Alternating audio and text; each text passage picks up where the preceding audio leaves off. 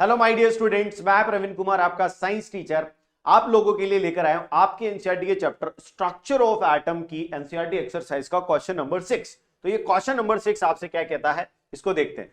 Summarises the rules of writing of distribution of electrons in various cells for the first 18 elements. यानी first 18 elements के लिए जो rules होते हैं electron distribution के, वो क्या होते हैं, ठीक है। और ये किसने दिए? जनरली ये दिए भैया बोहर ने। कौन? बोहर। बोहर जो थे, नील्स बोहर, उन्होंने दिए ये। तो पहली बात तो उन्होंने क्या की कि पहली बात उन्होंने बताया कि there is KLMN 4 shells in the atom, यानी कि 4 ऑर्बिट्स इन द एटम, ठीक है ना। ये बताया उन्होंने। यहां पर मैं बना भी देता हूं, ये न्यूक्लियस बना दूं मैं, न्यूक्लियस, ठीक है ना। इस न्यूक्लियस के अराउंड ये K, ये L, ये M, ठीक है, ये N, ऐसे बना दिया मैंने। ये K, ये L, ये M और ये N, ऐसे शेल्स बना दी। और उसने क्या बताया? उसने बताया कि इनका जो रोल नंबर है वो क्या होता है, N इज इक्वल टू 1, 2, 3 और 4, ऐसा बता दिया। सो ऑन, जो भी अगर ज्यादा लेते हो आप शेल्स तो ये ऐसा हो जाएगा, ठीक है। तो अब ये बताया उसने। अब दूसरी बात उसने बताई कि maximum number of electrons, maximum number of electrons in a cell या ऑर्बिट इज गिवन बाई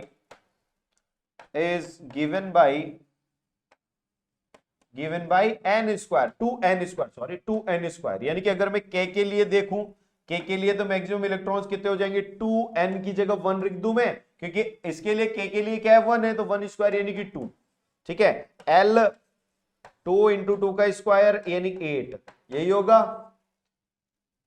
ठीक है।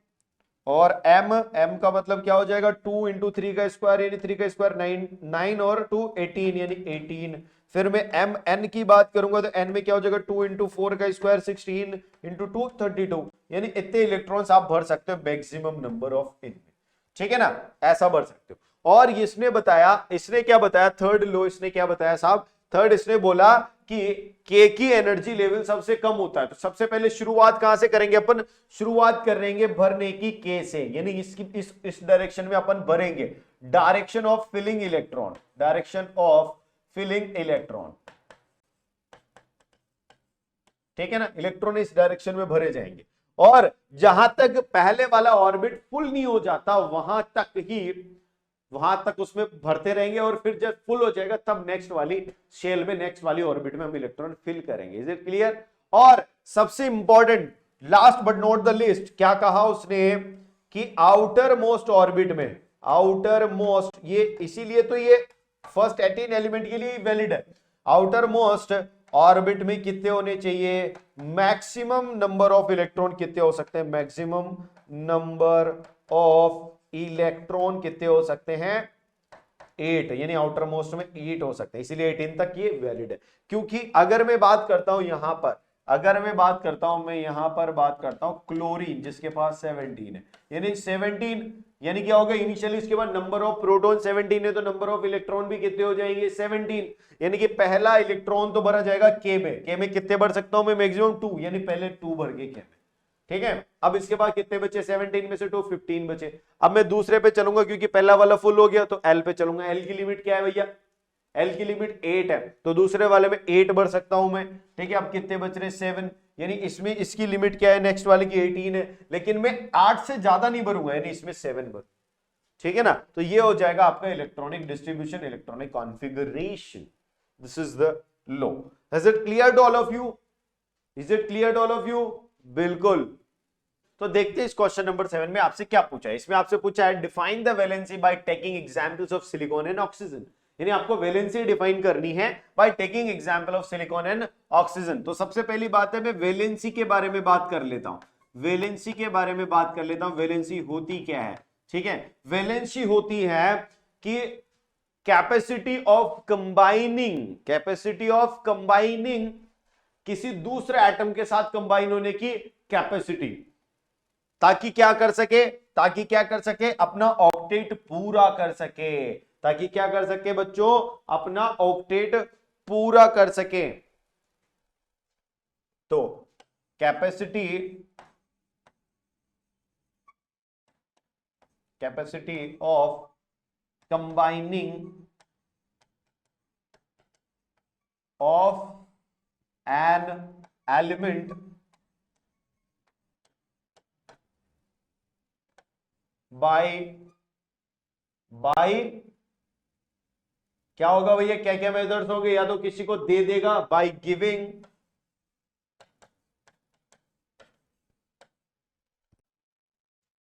accepting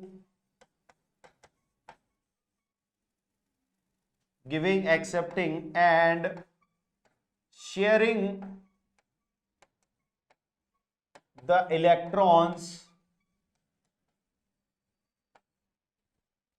in order to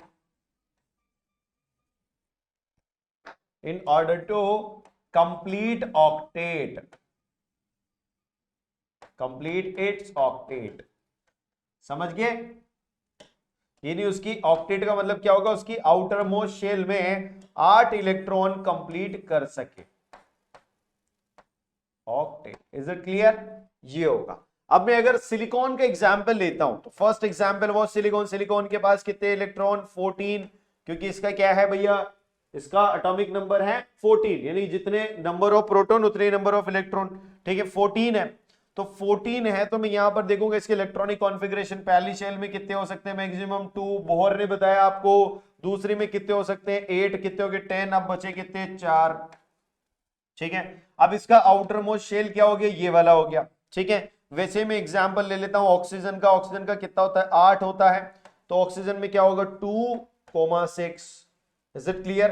अब आउटर मोस्ट शेल यहां पर आइडेंटिफाई करूं मैं, तो इसका आउटर मोस्ट शेल ये है, इसका आउटर मोस्ट शेल ये है, और इसके आउटर मोस्ट शेल पे 4 इलेक्ट्रॉन है। अब ये बताओ इसकी वैलेंसी डिसाइड करूं तो इसको कितने इलेक्ट्रॉन चाहिए स्टेबल होने के लिए, 8 इलेक्ट्रॉन। इसके पास कितने 4, तो 8 में से 4 गए, कितने बच रहे हैं इसके पास 4, यानी 4 वैलेंसी इसकी होगी, यानी 4 इलेक्ट्रॉन या तो किसी को दे सकता है, या किसी से ले सकता है, या फिर वो शेयर कर सकता है।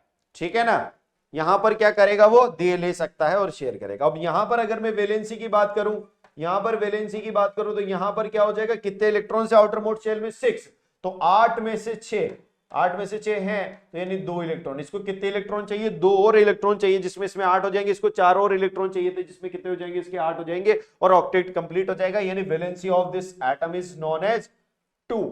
कितनी वैलेंसी होगी इसकी, 2 होगी, किसकी, ऑक्सीजन की। तो सिलिकॉन और ऑक्सीजन के एग्जांपल लेके अपन ने वैलेंसी को डिफाइन कर दिया। वैलेंसी क्या होती है, कंबाइनिंग कैपेसिटी होती है, यानी ये 4 और से कंबाइन कर सकता है, 4 इलेक्ट्रॉन ले सकता है किसी से, और ये 2 इलेक्ट्रॉन किसी से ले सकता है। Is it clear?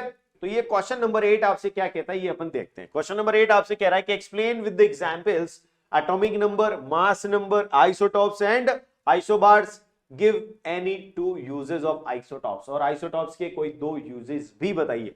तो यहां पर हम देखते हैं, सबसे पहली चीज हम डिफाइन करने वाले हैं यहां पर atomic number.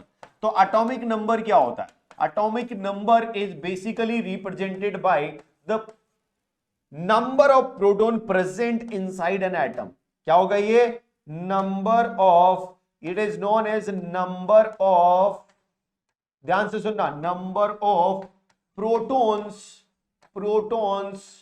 present inside an element, is it clear? किसी भी एक एलिमेंट के अंदर कितने नंबर ऑफ प्रोटॉन्स प्रेजेंट हैं, that gives their atomic number.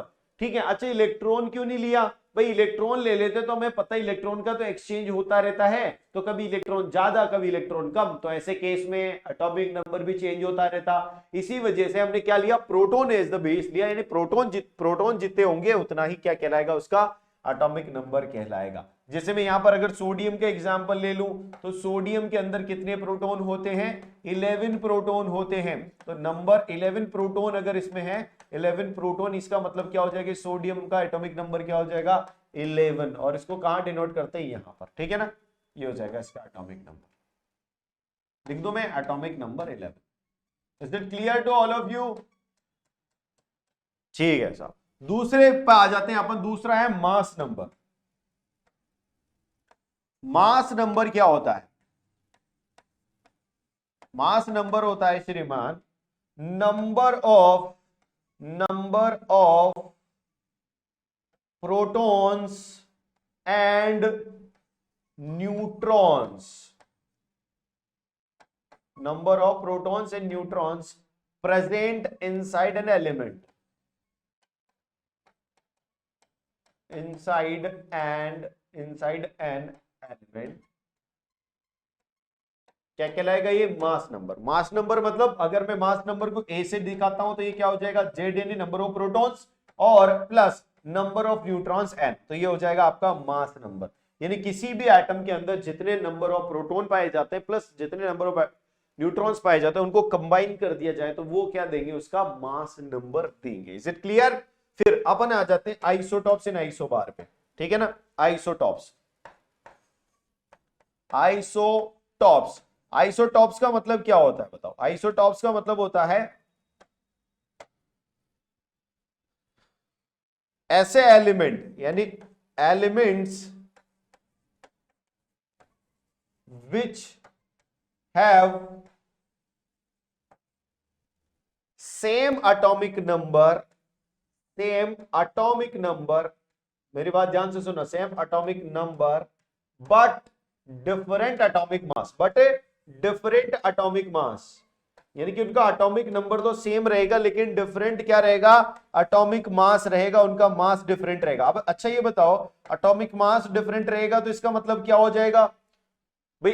Atomic number same यानी प्रोटॉन तो सेम है, अब अगर ये मास डिफरेंट हो रहा है यानी कि क्या बदल रहा होगा? न्यूट्रॉन बदल रहा होगा, यानी कि डिफरेंट नंबर ऑफ न्यूट्रॉन भी आप बोल सकते हैं। यानी कि element which have same atomic number या फिर which have same number of protons but different number of neutron, that are called isotopes. इसके एग्जांपल आप दे सकते हैं। एग्जांपल्स में आपने देखा होगा कार्बन के अंदर 6 क्या होते हैं? प्रोटॉन होते हैं, लेकिन इसका एटॉमिक मास 12 भी होता है, और एक दूसरा पाया जाता है जिसका एटॉमिक मास 14 होता है, जिसका यूज हम किस में करते हैं? इस आइसोटॉप का कार्बन डेटिंग में। किस में करते हैं बेटा?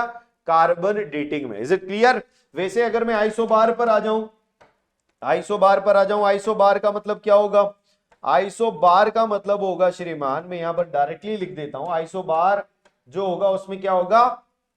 इसमें होगा same atomic mass, same atomic mass, यहां पर मास सेम रहेगा बट डिफरेंट एटॉमिक नंबर, यानी कि एटॉमिक मास सेम रहेगा, यानी कि इन दोनों का जो कंबाइन होगा, यानी number of proton plus number of neutrons जो होंगे वो तो सेम रहेगा, उनका सम तो सेम रहेगा, लेकिन प्रोटॉन का नंबर डिफरेंट हो जाएगा। यानी कि उसमें क्या हो जाएगा? एक में न्यूट्रॉन ज्यादा होंगे और एक में कम होंगे, ठीक है, लेकिन प्रोटॉन भी बदल जाएगा और ओवरऑल एटॉमिक मास सेम रहेगा। ठीक है, इसका एग्जाम्पल बताऊं आपको, इसका एग्जाम्पल है ऑर्गन 40 और एक होता है कैल्शियम भी 40, ठीक है ना, कैल्शियम भी 40, यानी कैल्शियम का एटॉमिक मास भी 40 होता है और ऑर्गन का भी 40 होता है। तो ये होते हैं आइसोबार्स, ठीक है ना, आइसोबार ये और आइसोटॉप्स ये। Is it clear to all of you? ठीक है, यहां पर क्या पूछा है? Give any 2 uses of isotopes. में आपको वैसे ही बता देता हूं एनी 2 यूजेस, ठीक है। जैसे कोबाल्ट है, कोबाल्ट 40 जो होता है उसका यूज किसमें करते हैं अपन? कोबाल्ट का यूज किसमें करते हैं? कोबाल्ट आइसोटॉप का यूज कैंसर थेरेपी में, ठीक है। आयोडीन का यूज करते हैं अपन, आयोडीन के आइसोटॉप का किसमें? जो आयोडीन डेफिशिएंसी से जितने भी रोग होते हैं उनके ट्रीटमेंट में करते हैं, ठीक है। कार्बन 14 का कार्बन डेटिंग में करते हैं, जिसे हम बहुत पुराने सालों, सदियों, लाखों करोड़ों साल पुरानी वस्तुओं का टाइम ज्ञात करने में, उसकी एज ज्ञात करने में अपन करते हैं। तो these are some uses of isotopes, ठीक है। Is it clear? ओके, तो इस क्वेश्चन नंबर 9 में आपसे क्या पूछा? ये आपसे पूछता है Na+ is completely filled K and L shell explain। Na+ जो है वो कंप्लीटली फिल्ड K और L शेल रखता है, यानी इन दोनों ऑर्बिट्स में मैक्सिमम नंबर ऑफ इलेक्ट्रॉन्स जो है वो रखता है। इसको आपको यहां पर एक्सप्लेन करना है। तो सबसे पहली बात तो मैं आपको ये बता दूंगा श्रीमान की इसका एटॉमिक नंबर होता है 11। क्या होता है एटॉमिक नंबर? 11। यानी कि अगर मैं न्यूट्रली बात करूं, किसकी बात करूं? न्यूट्रली बात करता हूं मैं यहां पर। अगर मैं इसकी न्यूट्रली बात करता हूं तो 11 नंबर ऑफ इलेक्ट्रॉन्स होंगे और 11 नंबर ऑफ ही क्या होंगे? प्रोटॉन्स। इसलिए क्या हो जाएगा? न्यूट्रल हो जाएगा 0, ठीक है, यही होगा। लेकिन Na+ कैसे बनता है? Na+ तब बनता है जब इसमें से एक इलेक्ट्रॉन निकाल लिया गया हो, यानी -1 इलेक्ट्रॉन, यानी इसकी आउटर मोस्ट शेल में अगर मैं इसकी बात करता हूं यहां पर, तो इसके अंदर 11 इलेक्ट्रॉन है, तो पहले में 2 रहेगा, दूसरी में 8 और फिर फाइनल आएगा 1, यानी K, L और M, यही होगा इलेक्ट्रॉन्स का डिस्ट्रीब्यूशन। पहली में मैक्सिमम कितना हो सकता है? 2 हो सकता है, दूसरी में मैक्सिमम 8 हो सकता है और तीसरी में मैक्सिमम 18 हो सकता है, बट हमारे पास टोटल नंबर ऑफ इलेक्ट्रॉन ही 11 है, तो मैं तो 2 तो पहले फुल कर दिया, इसमें लास्ट में 1 है। तो मुझे Na+ बनाने के लिए एक इलेक्ट्रॉन डोनेट करना पड़ेगा। क्या करना पड़ेगा? एक इलेक्ट्रॉन डोनेट करना पड़ेगा, और वो एक इलेक्ट्रॉन कहां का डोनेट होता है? आउटर मोस्ट शेल का होता है, यानी कि ये इलेक्ट्रॉन निकल जाएगा, -1 हो जाएगा। ठीक है, तो ये इलेक्ट्रॉन निकलते ही यहां पर नंबर ऑफ इलेक्ट्रॉन कितने बचेंगे? 10 इलेक्ट्रॉन। ठीक है, और नंबर ऑफ प्रोटॉन, प्रोटॉन के साथ कोई छेड़खानी हुई है क्या? नहीं, यानी कौन ज्यादा है? प्रोटॉन ज्यादा। कितने अमाउंट से ज्यादा? एक अमाउंट से ज्यादा है, तो यानी कि +1 चार्ज आ गया। तो ये Na+ की बात हो गई। तो ये क्या बन जाएगा अब यहां पर ये बन गया हमारा Na+। ठीक है, तो Na+ में क्या हो जाएगा? ये 10 इलेक्ट्रॉन होंगे और 11 प्रोटॉन होंगे। तो Na+ में 10 इलेक्ट्रॉन है, ये तो हट ही गया, तो 10 इलेक्ट्रॉन का कैसे लिखोगे आप? ये तो किसका था? Na का था। यहां पर Na+ का लिखोगे तो कैसे लिखोगे? 10 ही है इलेक्ट्रॉन, तो 2,8 बस यही लिखोगे।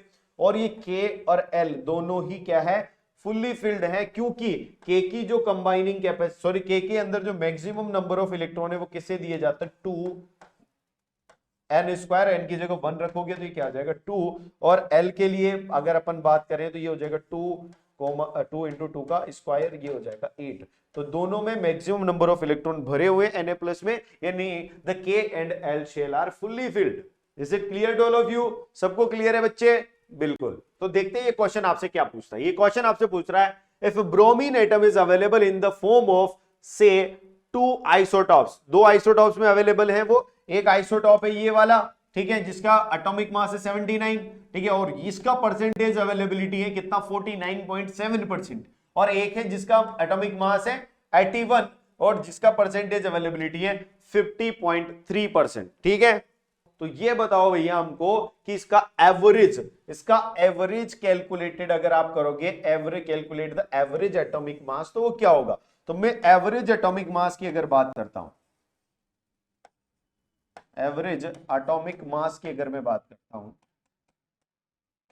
तो ये कैसे लिखा जाता है? एवरेज एटॉमिक मास ये लिखा जाता है, पहला तो होगा percentage of isotope 1, isotope A, let suppose A की बात कर देता हूं, plus percentage of isotope B isotope होगा भाई, आइसोटॉप मतलब एटॉमिक नंबर सेम है दोनों का, तो आइसोटॉप हो गए, divided by 100। Is it clear? क्या हो जाएगा? Divided by 100। तो अब यहां पर देखो भाई, इसका कितना है परसेंटेज? 49.7% है, इनटू एटॉमिक मास क्या है? सॉरी, यहां पर इसका एटॉमिक मास भी लिखना पड़ेगा, परसेंटेज ऑफ आइसोटॉप A। देखो यहां पर इसका एटॉमिक मास भी लिख दो, मास ऑफ A, और यहां पर होगा into atomic mass of B। ठीक है, तो ये हो जाएगा 49 और इसका क्या होगा? 79 हो जाएगा, प्लस यहां पर हो जाएगा ये 50.3 इंटू ये हो जाएगा 81, डिवाइडेड बाई 100 आप करोगे तो इसका आंसर आएगा कितना? आंसर क्या आने वाला है? क्या आने वाला है आंसर इसका? फटाफट कमेंट में लिखेंगे, इसका क्या आंसर आने वाला है? बिल्कुल, इसका आंसर आने वाला है 80.006 यूनिट। क्या आएगा? ये आएगा इसका आंसर, एवरेज एटॉमिक मास। क्या आएगा? एवरेज एटॉमिक मास। ठीक है ना, एवरेज एटॉमिक मास क्या आ जाएगा? 80.006। Is it clear to all of you बच्चों? बिल्कुल।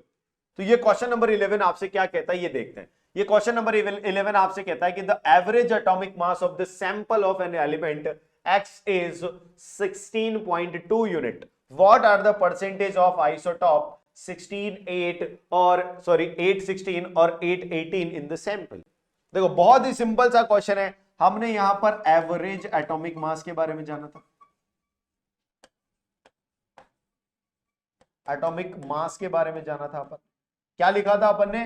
पहले का percentage of a into mass of a, atomic mass of a, यही पढ़ा था अपन ने, plus percentage of b into mass of b, यही पढ़ा था अपन ने।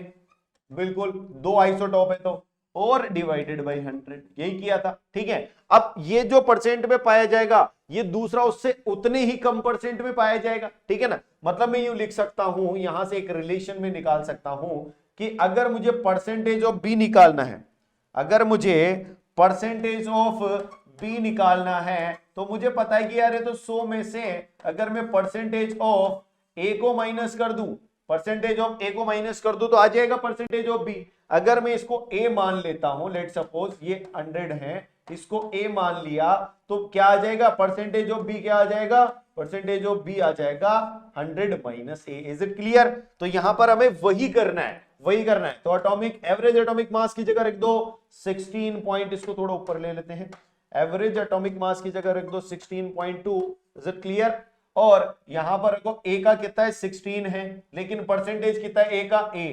ए का परसेंटेज कितना है? ए, तो ए परसेंट इंटू 16, ठीक है, प्लस बी का कितना परसेंट है? 100 माइनस ए इंटू क्या है यहां पर? 18, डिवाइडेड बाई क्या हो जाएगा बेटा? 100 हो जाएगा।